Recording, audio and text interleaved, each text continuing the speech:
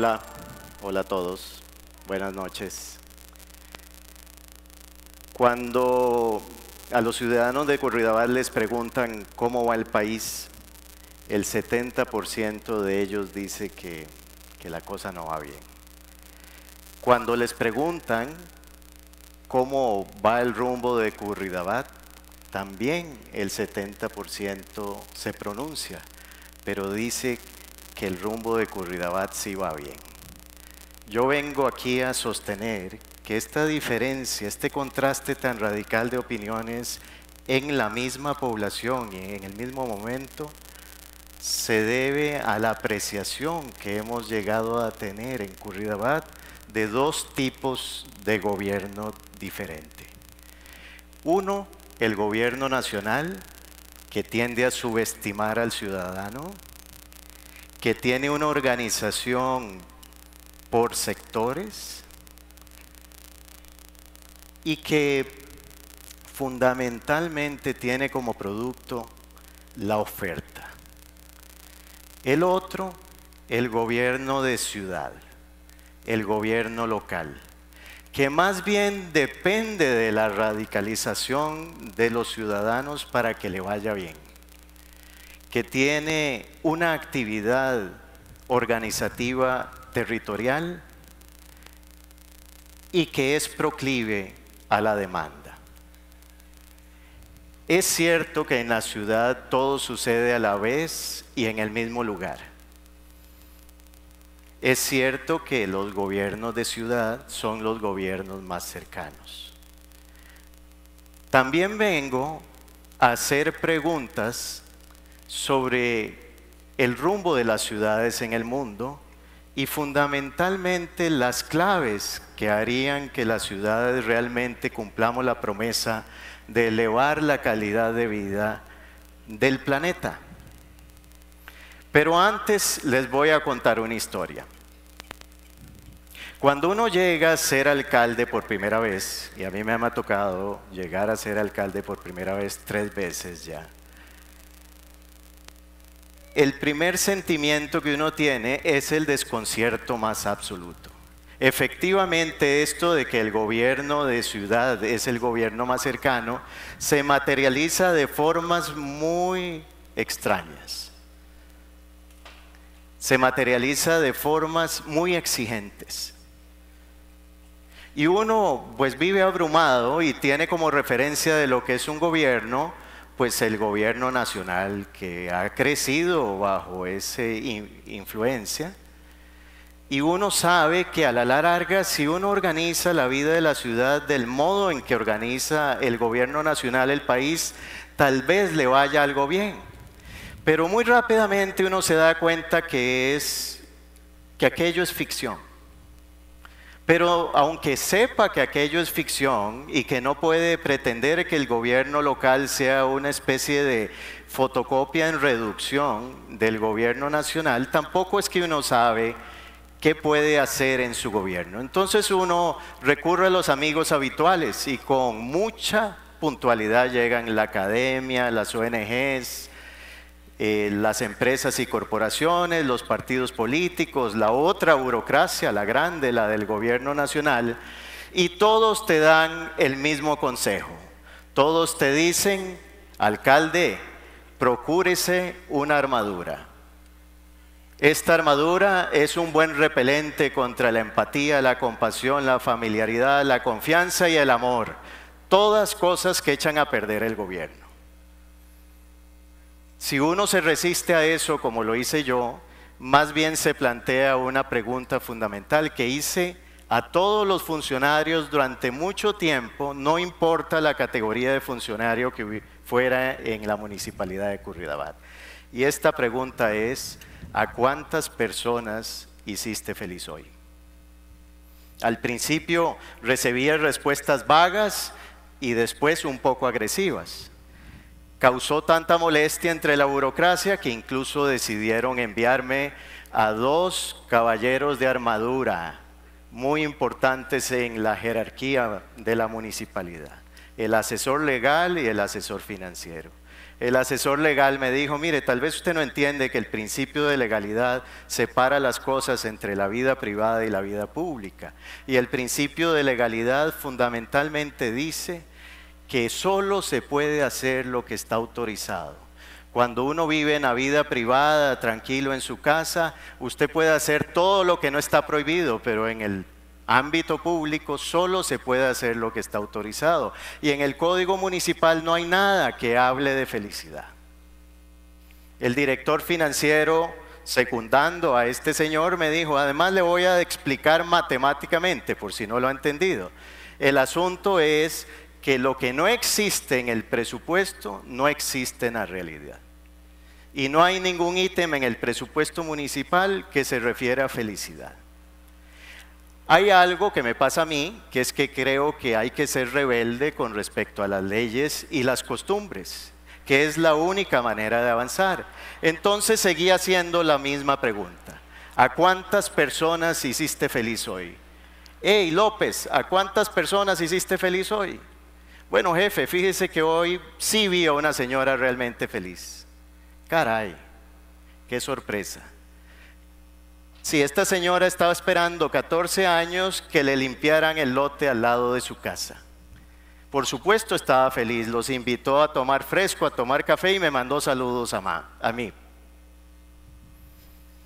Le dije, vamos a sacar un mapa y vamos a señalar el lugar donde vive esa señora. Este fue el primer dato de lo que después llamamos el mapa de la felicidad. Conforme fueron llegando más puntos amarillos al mapa, yo también fui entendiendo que de las 4 funciones que considero yo son fundamentales para un alcalde, que son administrar la burocracia local, hacer que su burocracia coordine con otras, negociar con los partidos políticos y ser activo en la interacción de la comunidad, esta última era la fundamental. También era fundamental, y entendí, separar las cosas entre poder, autoridad y capacidad de hacer. El poder, la autoridad y la capacidad de hacer no son lo mismo. El poder viene con el cargo, es silla y lapicero, es intransferible, nadie lo cuestiona, lo tiene uno desde el primer día hasta el último, pero no necesariamente se puede hacer con él. Más bien lo que es fundamental es la autoridad, pero la autoridad el ciudadano no la entrega de manera permanente. La autoridad el ciudadano se la deja para sí y toma decisiones puntuales sobre ella. Es decir, la transfiere a su antojo. A un gobernante se la puede dar en la mañana y se la quita en la tarde. Depende del tema, depende del ámbito de la opinión pública. El poder te da la posibilidad, una licencia especial para ir a extraer la autoridad de parte de todos ustedes. Posiblemente cuando uno tiene poder, tiene esa licencia especial. Pero el truco es este: solo si uno alinea poder y autoridad es realmente capaz de hacer algo. Es decir, hacer no es evidente, es un resultado de armonizar en una misma persona o en un mismo grupo el liderazgo. Y el liderazgo fundamentalmente depende de la capacidad que se tenga de extraer autoridad. La autoridad, para hablar claro, es como la belleza.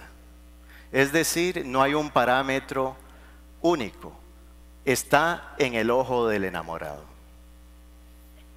La autoridad es fundamental. Pero ¿cómo va a ser para conseguir autoridad? Con esa armadura de insensibilidad, dividido en sectores. Te pide que un día vayas a la escuela y otro día no el mismo te enfermes, porque todo lo separa en cajones estancos. Efectivamente entendí también que el peor defecto de los gobiernos es que no sienten a nada ni a nadie. Y bajo esa perspectiva es muy difícil que los ciudadanos realmente le otorguemos autoridad. Ahora bien, ¿cómo haremos para pasar a las ciudades costarricenses del siglo XX al siglo XXI?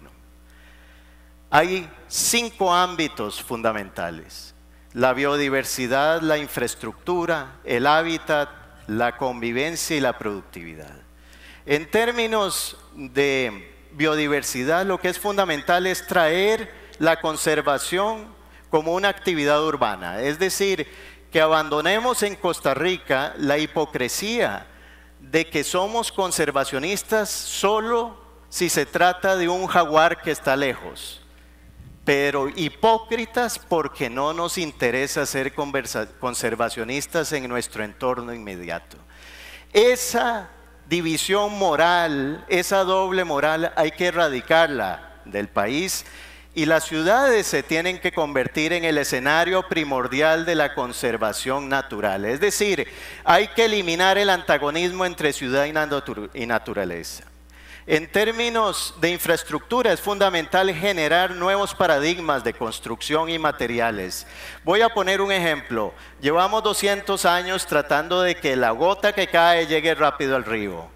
Un nuevo paradigma sería que la gota que cae se quede donde cae. Cuando hablo de hábitat me refiero a la manera en que organizamos a las personas y las cosas en el territorio, y es fundamental que en Costa Rica dejemos de producir comunidades urbanas segregacionistas. No hemos declarado que este país es segregacionista, pero lo somos de manera eficaz y efectiva cuando dibujamos el urbanismo en el que estamos viviendo. También es fundamental pensar en la convivencia, y en términos de convivencia, lo que es primordial es tratar de que hayan más miembros que los propietarios, es decir, que hayan más miembros activos que los propietarios de propiedades y de empresas, y que las ciudades no se diseñen solo para ello. Les voy a dar un dato: el 90% de los propietarios en Costa Rica siguen siendo hombres. Mientras sigamos diseñando ciudades para propietarios, seguimos segregando la sociedad de este modo. Y finalmente, la productividad se refiere a cómo hacer para que la ciudad no sea solo un mercado de consumo, sino que también sea una unidad productiva. Es fundamental entonces no dejarnos intimidar por gobiernos de armadura. Es fundamental que no nos convenza que la realidad no existe y que asumamos que la realidad es como una liebre, vamos a decir como 1000 liebres, que corren todo el tiempo y que nadie con armadura es capaz de atraparla ni capaz de someterla. Por eso es fundamental recoger la experiencia real del ciudadano bajo la pregunta: ¿a cuántas personas hacen los gobiernos felices todos los días? Muchas gracias.